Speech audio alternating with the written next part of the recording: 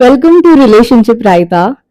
आपका फिर से स्वागत है रिलेशनशिप रायता में। थैंक यू सो मच, आपने हमारे फर्स्ट एपिसोड को इतना सारा प्यार दिखाया और हम दोनों बहुत खुश हुए। और इसीलिए हमने सोचा कि क्यों ना इसे वीडियो में करें ताकि आप हमारी शक्लें भी देख सके हमारी आवाज़ के साथ। तो यहाँ पर मेरे पापा हैं, ये मैं हूँ। He is 48 years old and I am 21 year old. और हम लोग रिलेशनशिप रायता पे बात कर रहे हैं, मतलब हम रिलेशनशिप के सारे रायतों पे बात करने वाले हैं। एंड अब शुरू करते हैं, है ना। तो सबसे पहले मुझे एक दोस्त ने कहीं से हमें पहले तो बहुत सारा प्यार जताया। पहले उन्हें बोला कि उन्हें बहुत अच्छा लगा, वी आर ग्लैड आपको अच्छा लगा। एंड उनके कुछ पॉइंट्स हैं, कुछ क्वेश्चंस हैं जो इसमें ऐड करना चाहेंगे। सो उन्होंने कहा है, I have experienced in my relationship once the honeymoon phase ends, that's when it gets hard, third person problems, long distance, there are times when you feel insecure because of someone's presence in your partner's life. Also, sometimes one feels that their partner is restricting them, but the partner is just uncomfortable with some things. तो सबसे पहले हम पापा से पूछते हैं क्योंकि उन्हें ऑब्वियसली मुझसे ज़्यादा एक्सपीरियंस है। So let's see what he has to say about this. देखिए, इसमें जब रिलेशनशिप में हनीमून पीरियड जैसे जो टर्म्स आते हैं, तो मैंने जैसे पिछले पॉडकास्ट में बात की थी कि हम किसी इंसान से नहीं, एक इमेज से प्यार कर रहे हैं। तो एक इंसान का इमेज तो है, साथ में रिलेशनशिप का भी एक इमेज है कि वो रिलेशनशिप जो हमने जहाँ पे भी कंटेंट में, वेब सीरीज़ में, मूवीज़ में देखा है, तो हमको पता लगता है रिलेशनशिप ऐसी होनी चाहिए और एक एक्सपेक्टेशन बन जाती है। तो ये बात तय है कि जब भी आपका रिलेशनशिप शुरू होता है तो वो बदलता है, वो दौर बदलता है। तो इसके लिए मैंने एक एनालॉजी मेरे दिमाग में आती थी कि जैसे कहीं से एक नदी शुरू होती है ना, तो नदी जब शुरू होती है बहुत पतली सी धार होती है, वहाँ से एक झरने की तरह वो आती है, तो उसमें बहुत बहुत कुछ हैपनिंग सा, बहुत सारा मोमेंटम होता है, बहुत आवाज़ होती है, लेकिन वो छोटा होता है। फिर आगे चलता है तो थोड़ी नदी चौड़ी हो जाती है, फिर थोड़ा और आगे गए तो इतनी गहरी हो जाती है, ऐसा लगता है चल ही नहीं रही है, जैसे गंगा को बनारस में आप देखें। लेकिन उस वक्त उसकी गहराई बहुत बढ़ चुकी होती है। तो जब आपके रिलेशनशिप है ना, इनके फॉर्मेट चेंज हो जाएंगे और आखिर में ये गंगा जाके क्या करेगी, सागर में मिल जाएगी, समंदर में। इसका मतलब हम लोग अपने आप को खोज लेंगे एक दूसरे के साथ। तो ये वाली चीज़ अगर हमारे दिमाग में रहे कि रिलेशनशिप ऑर्गेनिकली जो भी फॉर्मेट ले रही है, इसकी समझ पे हम अगर बात करते रहें, उसको समझते रहें, तो मदद मिलेगी। ओके। थोड़ा ज़्यादा भारी हो गया। हाँ, मतलब मैं सोच रही थी कि हाँ, तो थोड़ा प्रिंसिपल पे बात हो गई, हमने इसको प्रैक्टिकली हाँ, हाँ, तो हाँ, ये चीज़ तो हम सब एक्सपीरियंस करते ही हैं क्योंकि वो इमेजिनेशन होता है। स्पेशली मैंने फीमेल्स के अंदर, लाइक एज अ फीमेल, मैंने ऐसा देखा है कि हमारी इमेजिनेशन बहुत ही ज़्यादा होती है। मतलब हम सब शाहरुख खान की तरह रोमांस करना चाहते हैं, और जब हमारा पार्टनर वैसा नहीं निकलता, क्योंकि that is not reality obviously, तो हमें लगता है अरे ये क्या। और जैसे ही वो पीरियड एंड होता है तो सबसे पहले दिमाग में ये आता है कि यार ये तो बदल गया है, या ऐसा होता ही नहीं है। दिल टूटने जैसी फीलिंग आती है कि यार जैसा सोचा था वैसा तो निकला नहीं है। तो हाँ, मतलब ये तो होता ही है। और क्या था? उस पे आगे बात करते हैं। देखिए, मुझे जो चीज़ समझ में आ रही है कि आप अगर शाहरुख खान चाहते हो ना, तो बंदा फिर भी कोशिश करके बन सकता है शाहरुख खान। लेकिन एट द सेम टाइम आपको शाहरुख खान, इरफान खान, नवाजुद्दीन सब एक ही इंसान में चाहिए होंगे, तब वो कंफ्यूज हो सकता है। तो एक रियल पर्सन से ही आप प्यार कर सकते हैं और उसकी रियलिटी को जानना, ये प्रोसेस है। मतलब मज़ा है ना इस बात का कि हर रोज़ हम जैसे शुरू में पुरानी कहानियाँ जान ली, और पुरानी कहानियाँ जानते वक्त भी आजकल हमारे पास वो सुपरफिशियल कुछ अप्रोच होती है कि अरे मुझे तुम्हारे पास्ट से क्या लेना देना, मुझे तो तुम्हारे साथ प्रेजेंट में होना और फ्यूचर में होना है।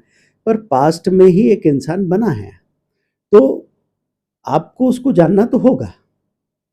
और जो पेन आप आज अवॉइड कर रहे हो, वो कल को आपके सामने आके खड़ा हो जाएगा। तो एक पहले कहानी सुनना कि वो इंसान क्या है, और दूसरा डे टू डे में क्या हो रहा है इसको जानना, ये कम्युनिकेशन आपका ऐसे जैसे होता है ना कि पहली कैपिटल इन्वेस्टमेंट होती है, फिर रनिंग कैपिटल होती है, तो आपकी रोज-रोज की बातचीत आपकी रनिंग कैपिटल है और रनिंग कैपिटल से बिज़नेस चलता है, ये आपको पता है कि सबसे ज़्यादा ज़रूरी है। तो वैसे सोचना बहुत ज़रूरी लग रहा है। हुँ। हाँ, मुझे भी ऐसा ही लगता है कि पहले तो रोज़-रोज़ की बातें मतलब स्टार्टिंग में तो बहुत अच्छी लगती है, बट एक पॉइंट पे ऐसा भी लगता है कि कुछ है नहीं बात करने के लिए हमारे पास। बट तब भी वो फिर वो ये लर्निंग होती है कि आप कैसे अपनी रोज़ की बातों में से क्या सामने वाले को बता रहे हो, किस तरह से बता रहे हो, आप अपनी क्या चीज़ें शेयर कर रहे हो, जिससे कि वो बातचीत इंटरेस्टिंग हो सकती है।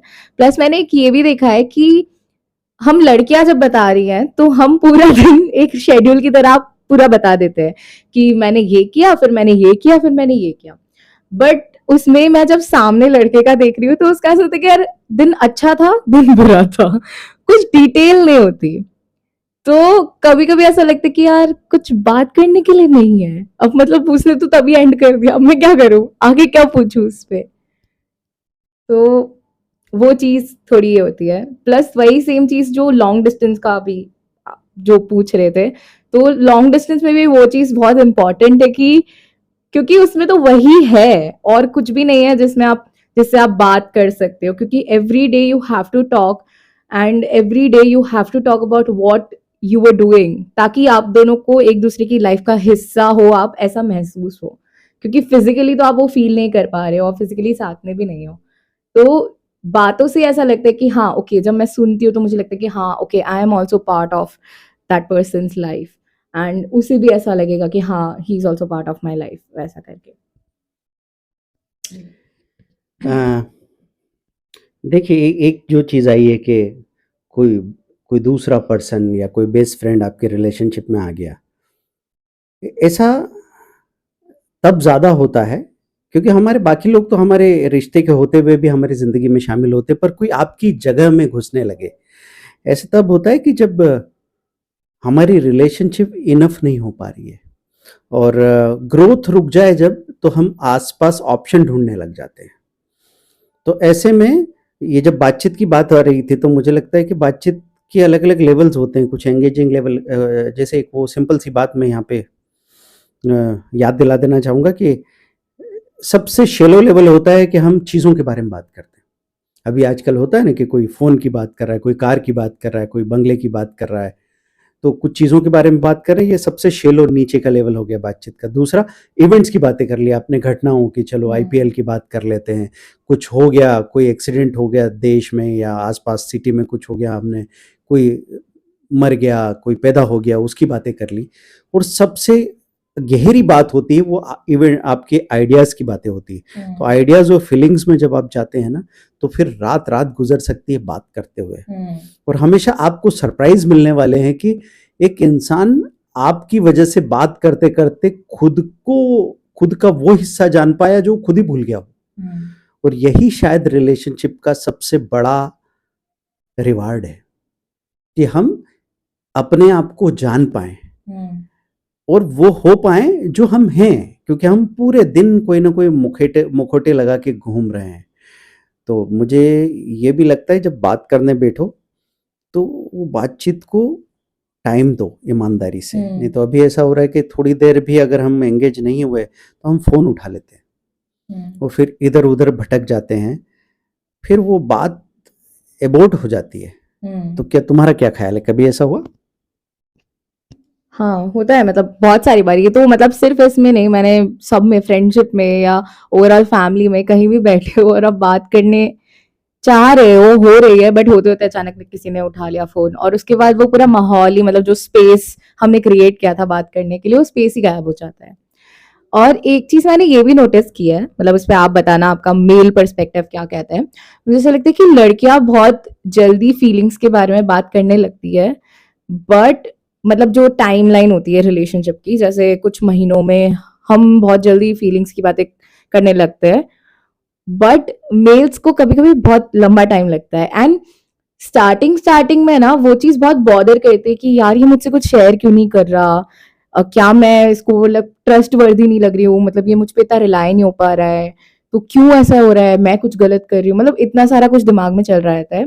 ऑफ कोर्स थोड़े टाइम बाद जब आप थोड़ा सा दूसरे पर्सपेक्टिव से बात कर लो किसी से, तो आपको ऐसा लगता है कि नहीं ठीक है, सारे लोग ऐसे होते हैं और it takes them some time to reach till that point जहाँ पर वो ये बात शेयर कर सकते हैं एंड उन्हें अपने टाइम की ज़रूरत होती है। तो आपको क्या लगता है, मतलब देखिए, एक चीज़ मुझे लगती है, जब ज़्यादा बात नहीं कर पाता सामने वाला पार्टनर, ख़ास तौर पे आप कह रहे हैं बॉयज़ या मेल पार्टनर, तो एक तो ये चीज़ चेक करनी ज़रूरी है कि कहीं हम सेल्फ ऑब्सेस्ड तो नहीं है, कि जब हम अपने बारे में बात करते हैं, तो हम बिल्कुल दिल लगा के बात कर रहे हैं, रुकना ही नहीं चाह रहे। और जब सामने वाला बात कर रहा है, तो क्या पूरी ऑनेस्टी और जेन्युइनिटी के साथ आप सुन रहे हैं उस बात को, एंगेज हो रहे हैं? और दूसरी बात, उसको डर ना हो। पता चला उसने कभी कुछ ईमानदारी से बताने की कोशिश की, तो या तो आप डिस्ट्रैक्टेड फील कर रहे थे, बोर फील कर रहे थे, या फिर उसने कुछ कहा और आपको वो टच कर गया चीज़ और आपने एकदम से रिएक्ट किया, तो धीरे-धीरे हो सकता है वो अवॉइड करने लग जाए।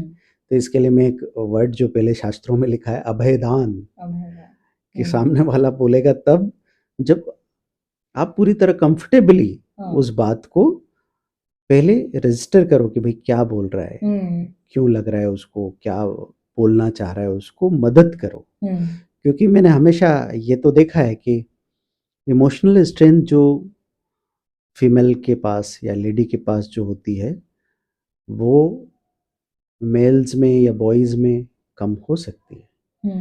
उनको थोड़ा सपोर्ट की ज़रूरत है, क्योंकि वो बहुत सारी जगह डिस्ट्रैक्टेड हो सकते हैं, और थोड़ा हमारा सोशल ताना बाना ऐसा है कि शुरू से एक्सप्रेस करने में उनको उतना प्रमोट नहीं किया गया, मे बी, मतलब इसके बहुत सारे, एक लंबा डिस्कशन हो सकता है, पर हाँ अभी के लिए हम ऐसा मान सकते हैं। तो एक सजेशन और देना चाहूँगा मैं, कि जब बातचीत करने जाते हैं तो कभी कभी आपका वर्बल एक्सप्रेशन काम नहीं कर रहा है, या फिर आपने कोई ऐसा रिएक्शन दिखा दिया, या आपकी टोनलिटी चेंज हो गई, तो उसमें कई बार आपका डायलॉग रुक जाता है, या आप डर जाते हैं, हम थोड़ा सा टेंस हो जाता है सब कुछ। तो ऐसा मैंने अपने रिलेशनशिप में देखा था कि मैं जब शुरुआत हम कर रहे थे और वो कहीं मिलती थी 2-4 मिनट के लिए, मैं कहना चाहता था, वो डर के मारे वो खड़े होके सुन नहीं पाती थी बात, आसपास बहुत सारे लोग देख रहे थे, बात हो रही है 2000 की, मतलब आज से 25 साल पहले। तो फिर हमने क्या किया कि मैं लिख के एक लेटर में लिख देता था, और उसकी जो कॉपी किताब उसमें डाल देता था, उसको मैं बोलता था ये होमवर्क है, करके लाना। फिर वो उसको पढ़ती थी, तो मैं महसूस करके लिख पाया उसमें। महसूस करके कभी-कभी ज़्यादा रोमांटिक हो जाता है, पर आप अपनी फीलिंग्स को जी भर के एक्सप्रेस कर पाते हो, कभी-कभी तो ज़्यादा ही कर लेते हो। और उसको हम ये बात मानते हैं कि उसको पढ़-पढ़ के हम अगर दूर भी हैं 200-400 किलोमीटर, तो उसी एक होमवर्क को 3-3 बार पढ़ के, और हमको ऐसा महसूस होता था कि हम सच में एक-दूसरे के करीब हैं। तो आज आप बात करते हैं फ़ोन पे या चैटिंग करते हैं, तो डेप्थ के लिए मैं कहूँगा, आप पेन एंड पेपर उठा लीजिए एंड ट्राई दिस। अगर आप फ़ोन पे भी कर रहे हैं ना, तो फ़ोन पे एक अकेले अपनी लंबी बात जो 10-15 लाइन्स है, वो लिखने की कोशिश कीजिए, तो आपको महसूस होगा कि भाई आप एक्चुअली क्या फ़ील करते हो। ऊपर-ऊपर तो लहरें हैं, अंदर समंदर एकदम शांत और गहरा है, मोती तो वहीं छुपे हैं। सो सही है, मुझे भी ऐसा लगता है कि रिटन कम्युनिकेशन बहुत इंपॉर्टेंट है। मतलब स्टार्टिंग में आई थिंक मैंने आप ही से इस बारे में बात की थी कि जब मुझे ऐसा लग रहा था कि यार कॉन्वर्सेशन में थोड़ी सी प्रॉब्लम आ रही है, तो जब पापा ने मुझे बोला कि रिटर्न कॉन्वर्सेशन ट्राई कर, तो मुझे सुनने में बड़ा अजीब सा लगा, क्योंकि एक तो पहले लगा कि यार ये तो बहुत ही आउटडेटेड वर्जन है। मतलब हमारे पास चैट है, हमारे पास कॉलिंग का ऑप्शन है, हमारे पास वीडियो कॉलिंग तक का ऑप्शन है, तो हम ये क्यों करें, मतलब क्यों ही ये करेंगे। और ये भी था मेरे दिमाग में कि उसमें तो और पोएट्रीज वैसे एकदम रोमांटिक चीजें डलती है। बट जब मैंने ये ट्राई किया, तो मुझे एक्चुअली लगा कि बहुत सी बार ऐसा होता है कि जब मैं कॉन्वर्सेशन करने जा रही हूँ, तो जो मैं सोच रही हूँ, मेरा जो इंटेंशन है, मेरे दिमाग में जो कॉन्वर्सेशन चल रहा है, वो जब निकल के आ रहा है तो वो कुछ और ही निकल के जा रहा है। मतलब उसका कुछ मीनिंग ही अलग निकल रहा है, और मैं खुद उसको उस तरह से एक्सप्रेस नहीं कर पाई, क्योंकि आई थिंक हमारा कम्युनिकेशन है ही नहीं इतना अभी तक इतना अच्छा कि हम गैप्स हो जाते हैं। गैप्स हो जाती है। और जब मैंने वो लिखा तो मुझे बहुत टाइम मिला सोचने का, ये कि ओके क्या क्या मेरे दिमाग में सच में चल रहा है, क्या क्या चीज़ें मुझे बॉदर कर रही है, क्या क्या चीज़ें मैं कर सकती हूँ या करना चाहती हूँ। और वो सब चीज़ें जब मैं अच्छे से लिख के दे पाई तो सामने वाले के लिए भी समझना बहुत आसान हो गया कि हाँ ओके, अब मुझे पूरा समझ आ रहा है कि क्या कहना चाह रहे हो तुम। और मुझे भी बहुत आसानी हुई, बहुत मज़ा आया ये जान के कि यार मैं सच में इतना कुछ फ़ील कर रही हूँ अंदर से। हाँ, मतलब अपनी फीलिंग को जानने के लिए भी बहुत हुँ। काम का होता है वो। बिल्कुल सही है। और ये बात आती है कि कन्वर्सेशन का इम्पोर्टेंस कई बार हम लोग नहीं समझ पाते। ऐसा होता है कि यार बातों से क्या होता है? हाँ। ये सब बातों से ही होता है। अ, कुदाली या कुल्हाड़ी नहीं चलानी होती हर जगह पे, बातें ही करते हैं ना। हमारे प्रेसिडेंट, प्रधानमंत्री जाके क्या करते हैं? बातें करते हैं ना, खाना थोड़ी बनाते हैं। तो कभी-कभी एक मैं बहुत अच्छी कोई बुक पढ़ रहा था रिलेशनशिप पे, और साइकोलॉजिस्ट था आदमी, पर उसकी शादी में इतना प्रॉब्लम हो गया कि वो होपलेस हो गया था। हुँ। तो उन्होंने बातचीत शुरू की। बातचीत पहले तो लगा कि होपफुल ही नहीं थे कि बातचीत आगे जाएगी, लेकिन हुँ। धीरे-धीरे कहीं से मामला जम गया। वो रात को 16 घंटे बात करते रहे और उनका रिश्ता टूटते-टूटते बच गया। हुँ। इतनी पॉसिबिलिटी होती है, लेकिन ये कम्युनिकेशन के बीच की गैप से इन पे काम करने की ज़रूरत है। हाँ। मतलब ये बहुत ज़रूरी चीज़ है कि हम क्या महसूस कर रहे हैं ये जान सकें और वो बता सकें। हुँ।